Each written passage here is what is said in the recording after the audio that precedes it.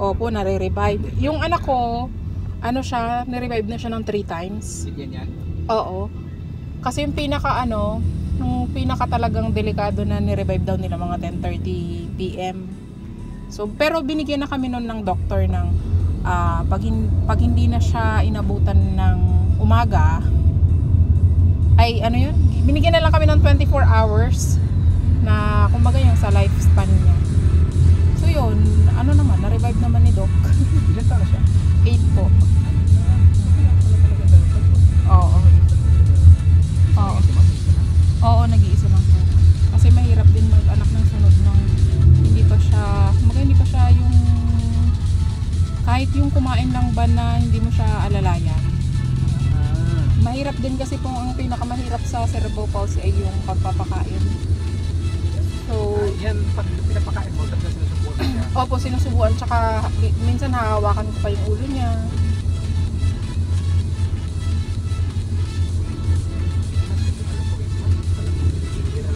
Oo. Pero sabi naman po sa scientifically wala naman daw doon. Pero karamihan nga yung parang nagkakaroon ng Bakit naman magtataka ka? 8 months, parang bumabalik sa yung pag-develop ng bata. Yung 7 months man, okay naman yun. Oo. Kasi ang sabi nga daw po, meron ding case study na pag 7 months daw, parang mas stable than 8 months. Kasi yung 8 months daw po ay tumitigil nga yung development ng lungs. So, ang tao, di ba, nabubuhay tayo ng Bakit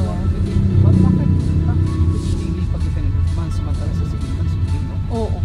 Ang lang naman daw po, yung sabi may nabasa ako, yung sa lungs nila, parang hindi naman siya tumitigil, parang yung lungs ang pinakadelikado daw sa 8 months pag lumabas. Nagkaroon siya ng meconium syndrome. Yun po yung nakatain na siya. Tapos syempre, hindi siya makahinga. Hindi siya makahinga ng maayos. So, syempre tayo, ang pinakaano natin is oxygen.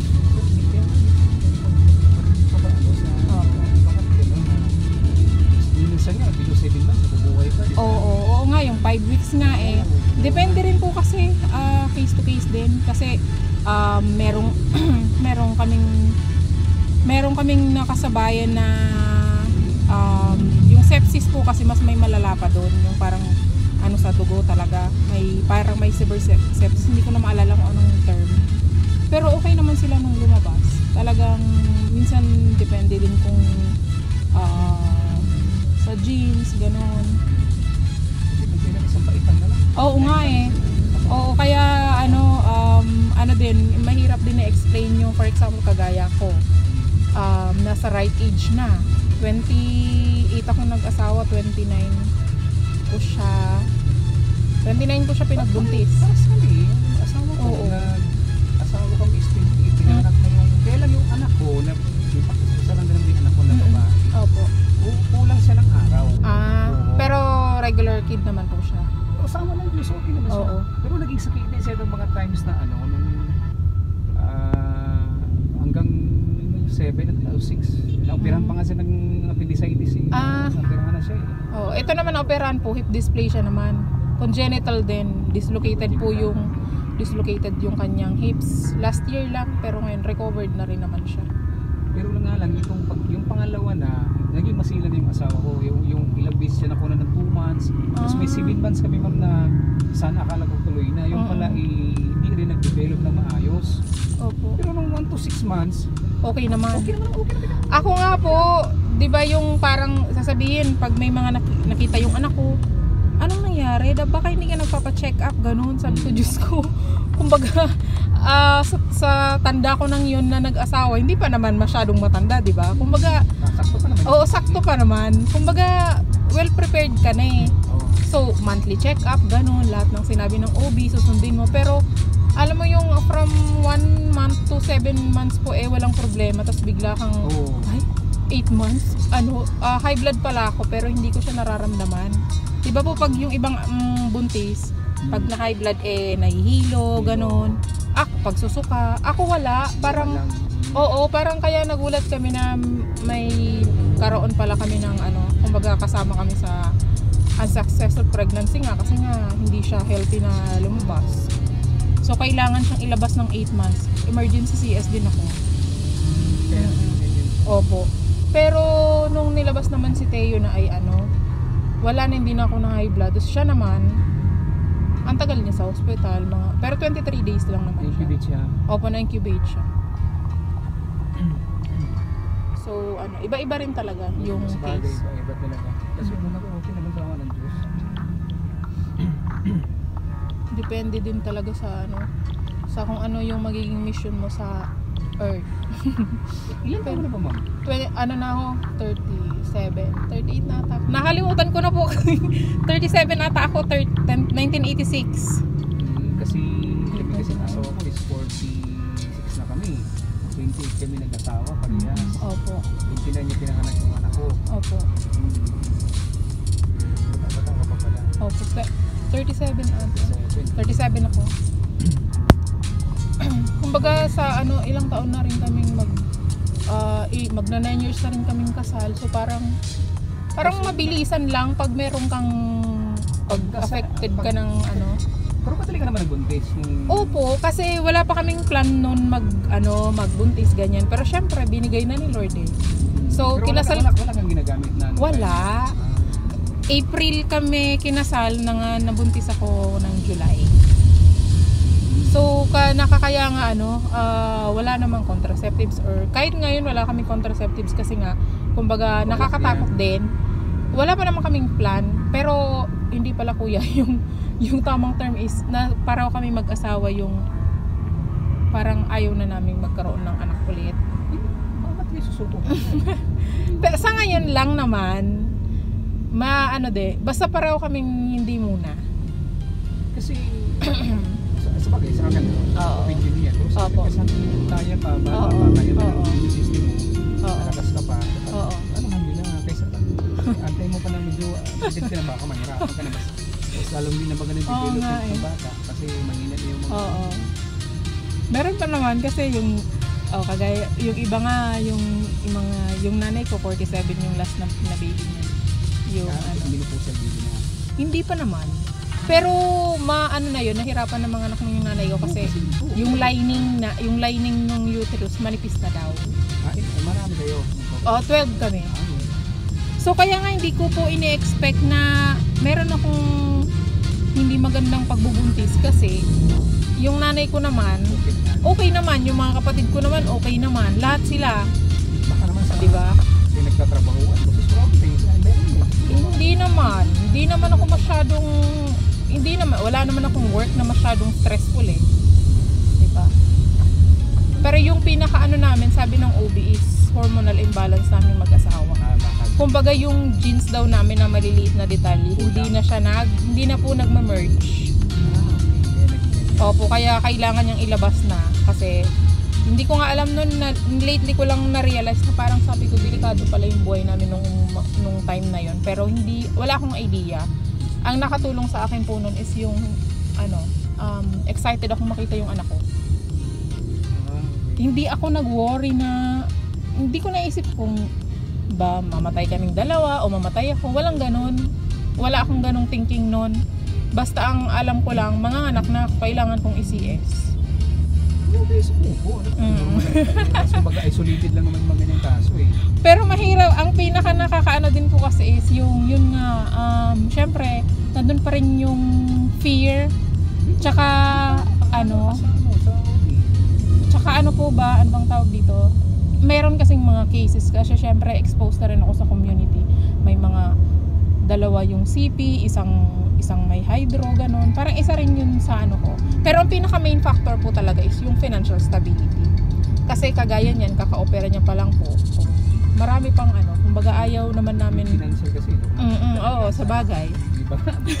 Kahit walang oo nga po sabi ko nga po, yung iba bakit ganun? Pero kami, kasi kami yung parang sa yung responsibility din. Parang gawa naman yan sa bagay. Pero kung talagang bibigyan kami, ay bibigyan, di ba?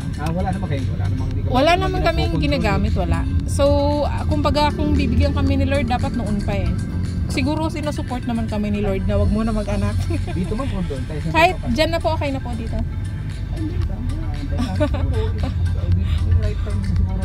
Tama po. Isolated lang naman. Oo. Kataon lang talaga. Oo nga po eh. Oh, siya po.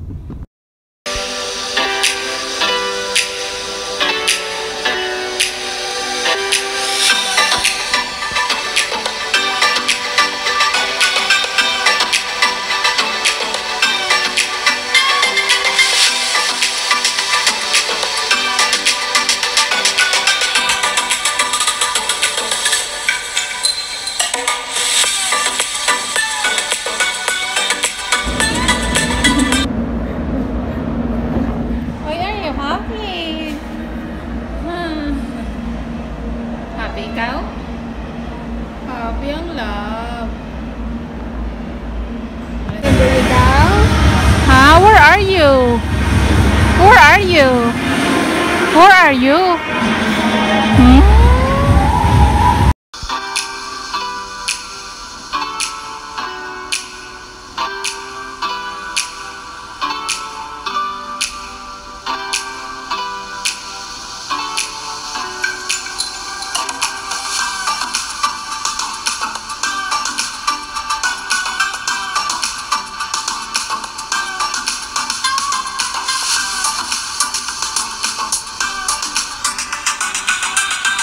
Talaga ng love. So, we're going up, guys.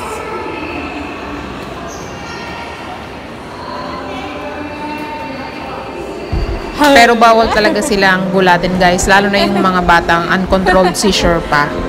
So, ito kasi kay Chot, controlled na rin naman yung seizure niya, tapos ginagawa ko siya minsan lang.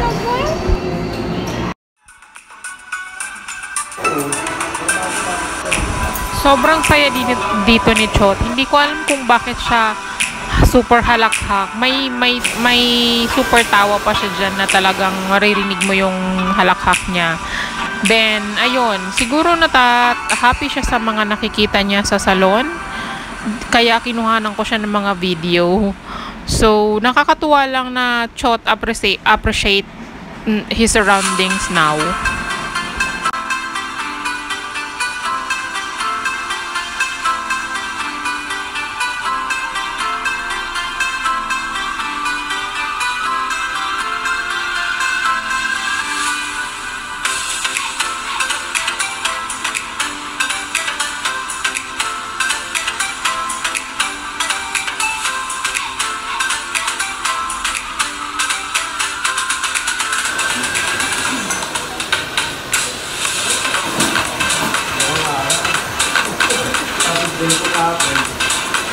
Happy naman yan.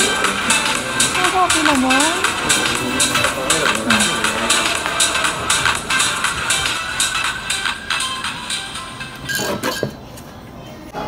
Sino yan?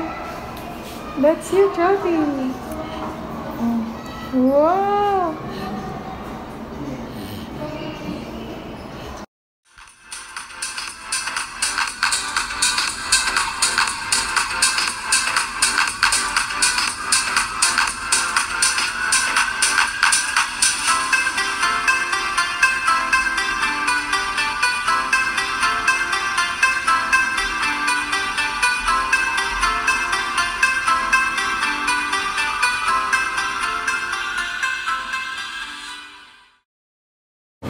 This is your baon tomorrow?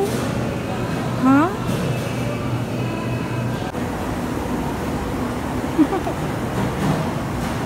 What do you want?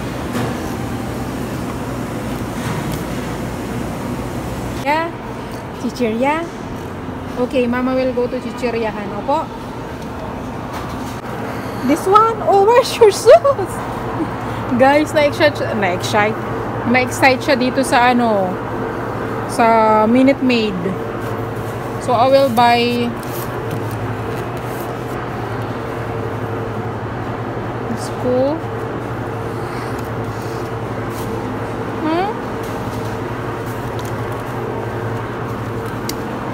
Ayan o, dali mo na.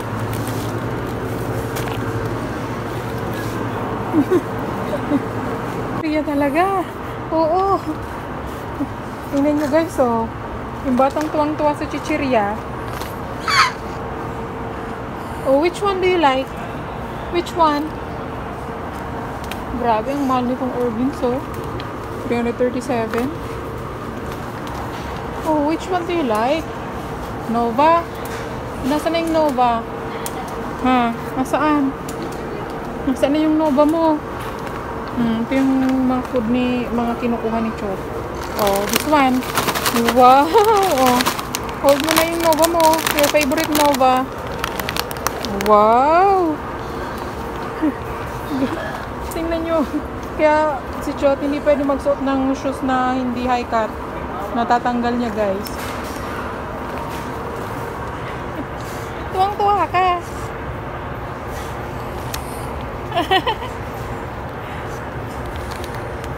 Ay, grabe kong tuwa dito sa chichiryahan.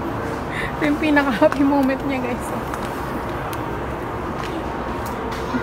Choti! Tama na, enough na yung isang Nova. Babaunin mo yan, konti-konti lang. Oh, come on, let's go.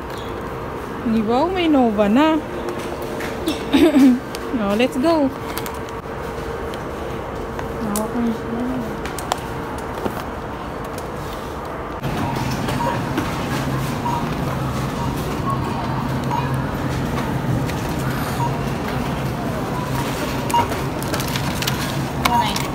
Happy din si Teo pag may nakikita siyang batang mga nagtatakbuhan, naglalaro. Nakakatuwa kasi he's trying to communicate, he's trying to be with friends, with other kids. Ha, will eat spaghetti. Mag-eat ka ng spaghetti? This is his first time to eat spaghetti. Bakit matagal yung order mo? Ha? Ito na yung order mo. Thank you. So, I remove, guys, the sauce para it's not too salty and too tasty. Kasi si Chot is nagka-cough attack pag sobrang malasa yung food. And at the same time, it has so many shortenings. It has oils from beef, from paggisa ng sauce ng spaghetti. So, I put also a 2 tablespoon rice to make it neutralize, to make it more friendly kay Chot. Then I mash it thoroughly. Yon. Nakaya naman ni Chot na kumain ng halos half nung serving plus the 2 tablespoon rice. We are waiting for Papa, and then successful naman yung first Jollibee dining ni Chot. So bakit ka na naman umiiyak? Uuwi ka na. Bukas mag-i-school ka na. Ha? We are waiting for Papa. Diyan natin si Papa. Hindi pa si Papa.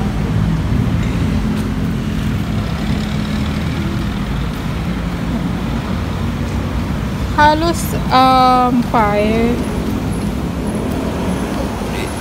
So 3.5 hours kami dito sa Robinsons. Pero ngayon pa lang siya nagre-resist. Ngayon pa lang siya umiiyak-iyak, guys. Ayaw niya na namang umuwi. Uwi na tayo. Tomorrow mag-i-school ka na, tomorrow.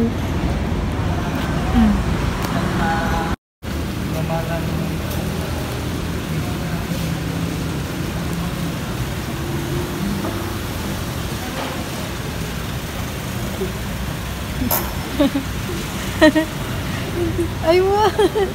Kilala mo na yung car mo? Ha? Kilala mo na yung car mo? Ay, nandiyan na yung car ko, ay. Hi, Papa. Nagtatawa na si Chot. Nakita na si Chokar. Ano yan, love? Let's go. Pasok na. Pauwi na si Chot. So, normally, pag umaalis kami, sinusundo kami ni Papa sa gabi.